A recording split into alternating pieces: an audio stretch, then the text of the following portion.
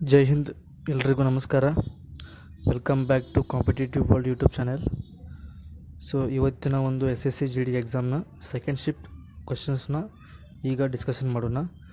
GKದೊಂದಿಗೆ ಕೆಲವೊಂದು reasoning questions ಇದೆ, ಒಂದು 2-3 ಮ್ಯಾಥ್ಸ್ ಕ್ವಶನ್ನು ಇದೆ. ಸೊ ಯಾವ ಥರ ಕ್ವಶನ್ಸ್ ಬರ್ತಾ ಇದೆ, ಸೊ ಹಿಂದಿ ಗ್ರಾಮರ್ಗೆ ಸಂಬಂಧಪಟ್ಟಂಥ ಒಂದು ಇನ್ಫಾರ್ಮೇಷನ್ ಇದೆ, ಕೊನೆಯಲ್ಲಿ ಹೇಳ್ತೀನಿ. ಸೊ ಮೊದಲಿಗೆ GK ಕ್ವಶನ್ ಯಾವ ಬಂದಿದೆ ಅಂತ ನೋಡ್ಕೊಂಡು ಬರೋಣ.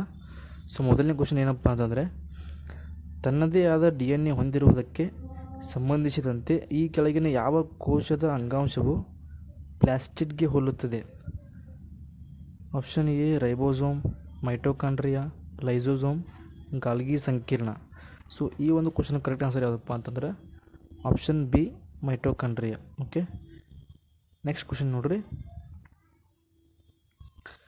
ಶುದ್ಧ ಗಾಳಿಗಾಗಿ ಭಾರತ ಸರ್ಕಾರವು ಯಾವ ಪ್ರಮುಖ ಯೋಜನೆಯನ್ನು ಪ್ರಾರಂಭಿಸಿದೆ?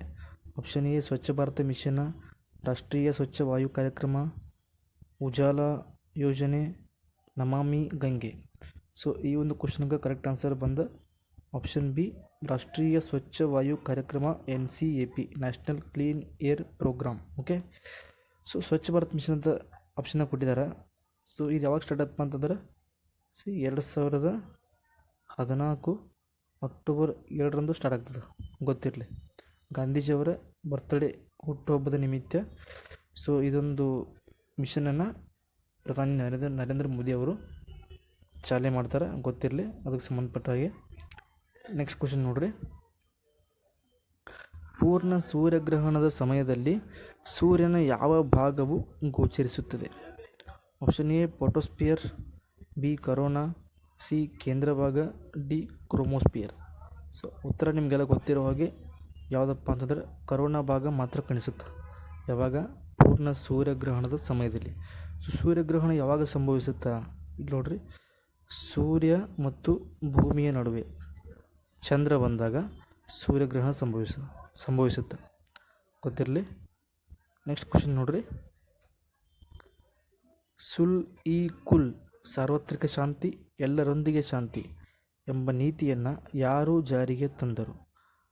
Option A Humayun, B Aurangzeb, C Akbar, D Shah Jahan. ಈ ಸುಲ್ ಇ ಕುಲ್ ಎಂಬ ನೀತಿಯನ್ನು ಜಾರಿಗೆ ತಂದವರು ಯಾರಪ್ಪ ಅಂತಂದ್ರೆ ಆಪ್ಷನ್ ಸಿ ಅಕ್ಬರ್. ಮೊಘಲ್ ರಾಜರಾದಂತಹ ಅಕ್ಬರ್ ಅವರು ಈ ಒಂದು ನೀತಿಯನ್ನು ಜಾರಿಗೆ ತರ್ತಾರೆ. ಸೊ ಇದು ಇನ್ಫಾರ್ಮೇಷನ್ ಗೊತ್ತಿರಲಿ. ಮತ್ತೆ ಹೇಳಿದ ಹಾಗೆ ಮೊಘಲ್ಸ್ ಮೇಲೆ ಮತ್ತು ದೆಹಲಿ ಸುಲ್ತಾನ್ ಮೇಲೆ ಕ್ವಶನ್ಸ್ ಬರ್ತಿದ್ದಾವೆ, ಸೊ ಗಮನವಿಟ್ಟು ಓದಿ. ಸೊ ಈ ಕ್ವಶನ್ ನೋಡಿ. ಜಮ್ಮು ಮತ್ತು ಕಾಶ್ಮೀರದಲ್ಲಿ ಇರುವ ಸಿಂಧೂ ನಾಗರಿಕತೆಯ ಅತ್ಯಂತ ಉತ್ತರ ಭಾಗದ ತಾಣ ಯಾವುದು? C IVC, Indus valley civilisation. So Sindhu ನಾಗರಿಕತೆ ಏನಿದೆಯಲ್ಲ, ಸೊ ಇದರ ಅತ್ಯಂತ ಉತ್ತರದ ವ್ಯಾಪ್ತಿ ಯಾವುದಂತ ಕೇಳಿದ್ದಾರೆ. ಸೊ ಇದನ್ನು ತಿಳ್ಕೊಂಬಿಡ್ರಿ. ಅತ್ಯಂತ ಉತ್ತರ ವ್ಯಾಪ್ತಿ ಅಂತ ಕೇಳಿದಾಗ ಮಾಂಡು, ಅತ್ಯಂತ ದಕ್ಷಿಣದ ವ್ಯಾಪ್ತಿ ಅಂತ ಕೇಳಿದಾಗ ದೈಮಾಬಾದ್. ಸೊ ಇದೇನಿಪ್ಪ ಅಂತಂದ್ರೆ ಮಹಾರಾಷ್ಟ್ರದಾಗ ಕಂಡು ಬರ್ತೈತೆ. ಅತ್ಯಂತ ಪೂರ್ವ ತುದಿ ಅಂತ ಕೇಳಿದಾಗ ಆಲಂಗೀರ್ಪುರ,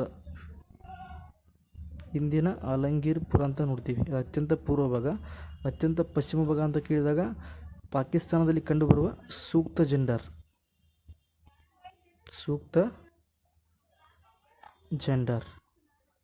ಗೊತ್ತಿರಲಿ. ಹಾಗಾದರೆ ಈ ಕ್ವಶನ್ಗೆ ಆನ್ಸರ್ ಯಾವುದಪ್ಪ ಅಂತಂದರೆ ಆಪ್ಷನ್ ಬಿ ಮಾಂಡಾ ಅಂತ ಕೊಟ್ಟಿದ್ದಾರೆ, ಅದು ಮಾಂಡು ಆಗಬೇಕು. ಓಕೆ, ನೆಕ್ಸ್ಟ್ ಕ್ವಶನ್ ನೋಡಿ. ವಿಶ್ವ ಸಂತೋಷದ ವರದಿಯನ್ನು, ವರ್ಲ್ಡ್ ಹ್ಯಾಪಿನೆಸ್ ರಿಪೋರ್ಟ್, ಈ ಕೆಳಗಿನವುಗಳಲ್ಲಿ ಯಾರು ಪ್ರಕಟಿಸುತ್ತಾರೆ?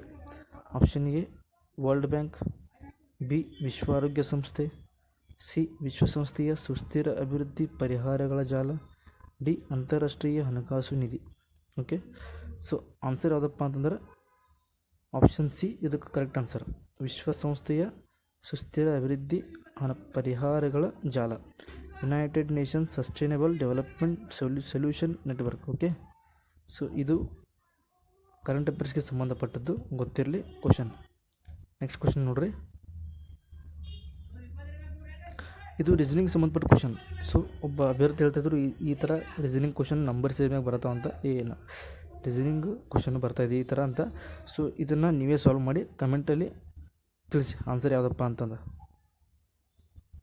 ಕಮೆಂಟಲ್ಲಿ ತಿಳಿಸಿ. ಓಕೆ, ನೆಕ್ಸ್ಟ್ ಕ್ವಶನ್ ನೋಡಿ. ಕೇಂದ್ರ ಲೋಕಸೇವಾ ಆಯೋಗವು UPSC ತನ್ನ ವಾರ್ಷಿಕ ವರದಿಯನ್ನು ಯಾರಿಗೆ ಸಲ್ಲಿಸುತ್ತದೆ? ಆಪ್ಷನ್ ಎ ಪ್ರಧಾನಮಂತ್ರಿ, ಬಿ ರಾಷ್ಟ್ರಪತಿ, ಸಿ ಲೋಕಸಭೆಯ ಸಭಾಧ್ಯಕ್ಷರು, ಡಿ ಗೃಹ ಸಚಿವರು. ಸಿ ಯಾರಿಗೆ ಸಲ್ಲಿಸಿದಪ್ಪ ಅಂತಂದ್ರೆ ಆಪ್ಷನ್ ಬಿ ರಾಷ್ಟ್ರಪತಿ. ಓಕೆ, ಗೊತ್ತಿರಲಿ. ಭಾರತಕ್ಕೆ ಒಬ್ಬ ಪ್ರಧಾನಮಂತ್ರಿ ಇರಬೇಕಂತ 75ನೇ ವಿಧಿ ಹೇಳ್ತದೆ. ಸೊ 52ನೇ ವಿಧಿ ರಾಷ್ಟ್ರಪತಿ ಇರಬೇಕಂತ ಹೇಳ್ತದೆ. 63ನೇ ವಿಧಿ ಉಪರಾಷ್ಟ್ರಪತಿ ಇರಬೇಕಂತ ಹೇಳ್ತದೆ. 76ನೇ ವಿಧಿ ಅಟಾರ್ನಿ ಜನರಲ್ ಇರಬೇಕಂತ ಹೇಳ್ತದೆ. ಸೊ 124ನೇ ವಿಧಿ ಪ್ರಕಾರ ಸುಪ್ರೀಂ ಕೋರ್ಟ್ ಹೇಳ್ತದೆ. 148ನೇ ವಿಧಿ ಪ್ರಕಾರ CIG ಬಗ್ಗೆ ಹೇಳ್ತದೆ. ಇದಷ್ಟೇ ಅಲ್ಲದೆ ಈಗ ಪ್ರಸ್ತುತ ಯಾರು ಚೀಫ್ ಜಸ್ಟಿಸ್ ಅದಾರ, ಯಾರು CIG ಅದಾರ, ಯಾರು ಸಾಲಿಸಿಟರ್ ಜನರಲ್ ಅದಾರ, ಅಷ್ಟು ಮಾಹಿತಿ ಗೊತ್ತಿರಲಿ. ಕರೆಂಟ್ ಅಫೇರ್ಸನ್ನು ಕೇಳಿದ್ರು ಕೇಳ್ಬೋದು. ಓಕೆ, ನೆಕ್ಸ್ಟ್ ಕ್ವಶನ್ ನೋಡಿ. LIC ಭಾರತೀಯ ಜೀವ ವಿಮಾ ನಿಗಮ, life insurance corporation of India. Okay, ಯಾವಾಗ ಸ್ಥಾಪನೆ ಆಯಿತು? Option A August 15, 1947, January 26, 1950, C 1 September 1956, D 1 April 1935. So ಇದು ಕರೆಕ್ಟ್ ಆನ್ಸರ್ ಯಾವುದಪ್ಪ ಅಂತಂದ್ರೆ option C September 1, 1956. Okay, so ಹಂಗಾರೆ 1 ಏಪ್ರಿಲ್ 1935 ಏನಾಯ್ತು? RBI ಸ್ಥಾಪನೆ ಆಯಿತು, ಗೊತ್ತಿರಲಿ. ಇದೇ RBI 1949ರಲ್ಲಿ ರಾಷ್ಟ್ರೀಕರಣ ಆಗ್ತಿದೆ. ಓಕೆ,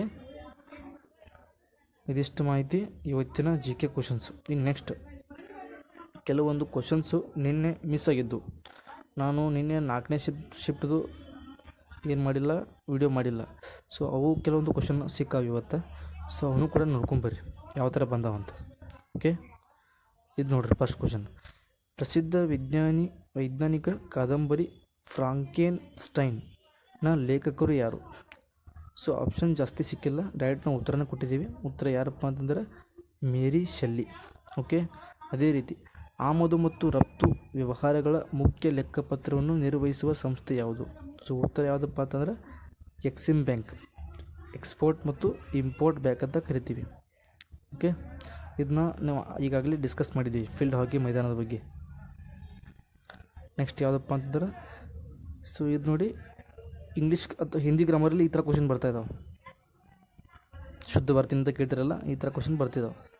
ಸೊ ಅದನ್ನು ಕೂಡ ಕಳಿಸಿದ್ದಾರೆ ಆಸ್ಪಿರೆಂಟು, ನೋಡ್ಕೊಳ್ಳಿ. ಇನ್ನು ನೆಕ್ಸ್ಟ್ ರೀಸನಿಂಗಲ್ಲಿ ಈ ಥರ ಕ್ವಶನ್ ಬರ್ತಿದ್ದಾವೆ ಕ್ಯಾಲೆಂಡರ್ ಮೇಲೆ. ಸೊ ಕ್ರಿಸ್ತಶಕ 1001 ವರ್ಷದ ಮೊದಲ ದಿನ ಯಾವುದಾಗಿತ್ತು? ಸೊ ಉತ್ತರದ ಯಾವುದಪ್ಪ ಅಂತಂದರೆ ಶುಕ್ರವಾರ. ಓಕೆ, ಇನ್ನು ನೆಕ್ಸ್ಟ್ ಮ್ಯಾಥ್ಸ್ ಮೇಲೆ. ಸೊ ಸಿಂಪ್ಲಿಫಿಕೇಷನ್ ಕ್ವಶನ್ ಯಾವ ಥರ ಬರ್ತಾ ಇದ್ದಾವೆ ಅಂತ ಕೇಳ್ತಾ ಇದ್ರಿ. ಸೊ ಈ ಥರ ಬರ್ತಿದ್ದಾವೆ ನೋಡ್ರಿ. ಸೊ ಎಲ್ಲ ಎಷ್ಟು ಈಸಿ ಬರ್ತಾವೆ ಅಂತ ಹೇಳಕ್ಕೆ ಬರೋಂಗಿಲ್ಲ. ಸೊ ಕೆಲವೊಂದು ಕ್ವಶನು ಟಫ್ ಅದಾವೆ, ಗೊತ್ತಿರಲಿ. ಓಕೆ, ಸೊ ಸಾರಿ, ಈ ರೀತಿ ಬರ್ತಾವೆ ಸಿಂಪ್ಲಿಫಿಕೇಷನ್ ಕ್ವಶನ್.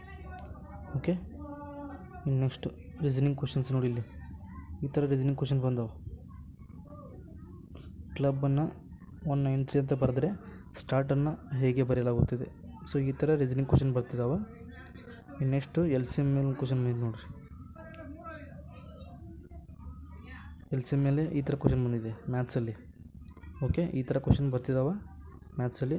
ಸೊ ಚೆನ್ನಾಗಿ ಸ್ಟಡಿ ಮಾಡಿ, ಎಲ್ರಿಗೂ ಒಳ್ಳೆಯದಾಗುತ್ತೆ. ಇನ್ನು ನೆಕ್ಸ್ಟು ಪರ್ಸೆಂಟೇಜ್ ಮೇಲೆ ಈ ಥರ ಕ್ವಶನ್ ಬರ್ತಿದ್ದಾವೆ. ಎಕ್ಸ್ನ 10%, ವೈನ 20%ಗೆ ಸಮನಾಗಿದ್ದರೆ x + y = 750 ಆದರೆ ವಾಯ್ನ ಮೌಲ್ಯ ಎಷ್ಟು? ಸೊ ಈ ಥರ ಕ್ವಶನ್ ಬರ್ತಿದ್ದಾವೆ ಮ್ಯಾಥ್ಸ್ನಲ್ಲಿ ಪರ್ಸೆಂಟೇಜ್ ಟಾಪಿಕ್ ಮೇಲೆ. ಓಕೆ, ಸೊ ಇದೊಂದು ಕ್ವಶನ್ ಮಿಸ್ ಆಗಿತ್ತು. ನಗರಗಳಲ್ಲಿ ಧಾನ್ಯದ ಬೆಲೆ ನಿಯಂತ್ರಕ ಅಥವಾ ಪರಿಶೀಲಕರಾಗಿ ಯಾರನ್ನು ವಿವರಿಸಲಾಗಿದೆ? ಸೊ ಯಾರಪ್ಪ ಅಂತಂದ್ರೆ ಜಹಾಂಗೀರ್. ಸೊ ಇವರು ಕೂಡ ಮೊಘಲ್ ದೊರೆ, ಇದು ಗೊತ್ತಿರಲಿ. ಸೊ ಇದು ರೀಸನಿಂಗ್ ಕ್ವಶನ್. 31 ದಿನಗಳ ತಿಂಗಳ 2ನೇ ದಿನ ಸೋಮವಾರವಾಗಿದ್ದರೆ ಮುಂದಿನ ತಿಂಗಳ 10ನೇ ದಿನ ಯಾವ ವಾರವಾಗಿರುತ್ತದೆ? ಸೊ ಈ ಥರ ಕ್ಯಾಲೆಂಡರ್ ಮೇಲೆ ರೀಸನಿಂಗ್ ಕ್ವಶನ್ ಬಂದಾವ, ಇದು ಗೊತ್ತಿರಲಿ. ಸೊ ಇನ್ನು ಕೊನೆಯದಾಗಿ ಏನಪ್ಪ ಅಂತಂದ್ರೆ, ಸೊ ಬಹಳಷ್ಟು ಅಭ್ಯರ್ಥಿಗಳು ಹೇಳಕತ್ತಾರ ಹಿಂದಿ ಗ್ರಾಮರ್ ಏನು syllabus out of syllabus question ಬರಕತ್ತಾವ, ಟಫ್ ಭಾಳ ಐತಿ, ಹಿಂದಿ ಬದಲಿ ಇಂಗ್ಲೀಷ್ ಚೂಸ್ ಮಾಡಿರಿ. ಸೊ ಸಿಕ್ಕಾಪಟ್ಟೆ ಒಪಿನಿಯನ್ ಬರತ್ತಾವ ಹಿಂದಿ ಗ್ರಾಮರ್ ಬಗ್ಗೆ. ಸೊ ಇನ್ನು ನೆಕ್ಸ್ಟ್ ಯಾರು ಎಕ್ಸಾಮ್ ಬರೆಯೋದಿರಿ ಅವರಿಗೆ ಎಸ್ಪೆಷಲಿ ಯಾರು ಹಿಂದಿ ಮಾಡೋರಿದ್ದೀರಿ. ಸೊ ನಿಮಗೆ ಹಿಂದಿನ ಮಾಡ್ಬೇಕಂತ ಇದ್ರೆ ಸೊ ಮೊದಲು ಪ್ಯಾಸೇಜನ್ನು ಕರೆಕ್ಟ್ ಮಾಡಿಕೊಡ್ರಿ. 5 ಮಾರ್ಕ್ಸ್ ಪ್ಯಾಸೇಜನ್ನು ಒಟ್ಟೆ ಬಿಡಕ್ಕೆ ಹೋಗ್ಬೇಡ್ರಿ. ಇದನ್ನು ನೀವು ಔಟ್ ಮಾಡ್ಬೇಕು ಪ್ಯಾಸೇಜ್. ಇನ್ನು ಉಳಿದಿರೋ 15 ಕ್ವಶನಲ್ಲಿ ನಿಮ್ಗೆ ಮುಹಾವರೆ ಕೇಳ್ಬೋದು. ಈಗ ಹೊಸ ಕ್ವಶನ್ ಯಾವ ಥರ ಕೇಳ್ತಾರಪ್ಪ ಅಂತಂದ್ರೆ ಒಂದು ಇಂಗ್ಲೀಷ್ ವರ್ಡ್ ಕೇಳ್ತಾರೆ. ಸೊ ಆ ಇಂಗ್ಲೀಷ್ ವರ್ಡ್ಗೆ ಮೀನಿಂಗ್ ಹಿಂದಿ ಒಳಗೆ ಏನೈತಿ ಅದನ್ನು ಹೇಳಬೇಕು. ಸೊ ಆ ಥರ ಕ್ವಶನ್ ಕೇಳಕತ್ತಾರೆ. ಓಕೆ, ಆ ಥರ ಪ್ರಿಪೇರ್ ಆಗಿ ಹೋಗ್ರಿ ನೀವು. ನಾನು ಪ್ರತಿದಿನ ಏನಾದರೂ ಅಪ್ಡೇಟ್ ಬಂದರೆ ನಿಮಗೆ ಅಪ್ಡೇಟ್ ಮಾಡೇ ಮಾಡ್ತೀನಿ. ಓಕೆ, ನಿಮ್ದು ಎಕ್ಸಾಮ್ ಎಲ್ಲಿವರೆಗೂ ಇದೆಯಲ್ಲ ಅಲ್ಲಿವರೆಗೂ ನಾನು ಅಪ್ಡೇಟ್ ಮಾಡೇ ಮಾಡ್ತೀನಿ. ಒಂದು ದಿನ ಏನೂ ಮಿಸ್ ಆಗದೆ ಅಪ್ಡೇಟ್ ಮಾಡ್ತೀನಿ. ಅದು ಮ್ಯಾಥ್ಸ್ ಆಗಲಿ, ರೀಸನಿಂಗ್ ಆಗಲಿ, GK ಆಗಲಿ, ಗ್ರಾಮರ್ ಆಗಲಿ. ನಾನು ಮಾತ್ರ ನಿಮಗೆ ಖಂಡಿತವಾಗ್ಲೂ ಪ್ರತಿದಿನ ವೀಡಿಯೋ ಮಾಡ್ತೀನಿ. ಸೊ ನೀವು ಮಾತ್ರ ಕಂಟಿನ್ಯೂಸ್ ಆಗಿ ರಿವಿಷನ್ ಮಾಡಿ, ಪ್ರಾಕ್ಟೀಸ್ ಮಾಡಿ. ಸೊ ಯಾವುದೇ ಕಾರಣಕ್ಕೂ ಭಯ ಪಡಬೇಡಿ. ಎಸ್ಪೆಷಲಿ ಮೊದಲನೇ ಸಲ ಎಕ್ಸಾಮ್ ಬರೆಯೋರು ಚೆನ್ನಾಗಿ ಎಕ್ಸಾಮ್ ಬರೀತೀರಿ, ಚೆನ್ನಾಗಿ ಸ್ಟಡಿ ಮಾಡಿದ್ದೀರಿ. ಓಕೆ, ಎಲ್ರಿಗೂ ಆಲ್ ದ ಬೆಸ್ಟ್. ಇಷ್ಟು ಹೇಳಿ ವಿಡಿಯೋ ಮುಗಿಸ್ತೀನಿ. ಸೊ ಎಲ್ಲರೂ ವಿಡಿಯೋನ ಕೊನೆವರೆಗೂ ನೋಡಿ, ಜಾಸ್ತಿ ನಿಮ್ಮ ಫ್ರೆಂಡ್ಸ್ಗೆ ಶೇರ್ ಮಾಡಿ ಅಂತ ಹೇಳ್ತಾ ವಿಡಿಯೋನ ಇಲ್ಲೇ ಮುಗಿಸ್ತೀನಿ.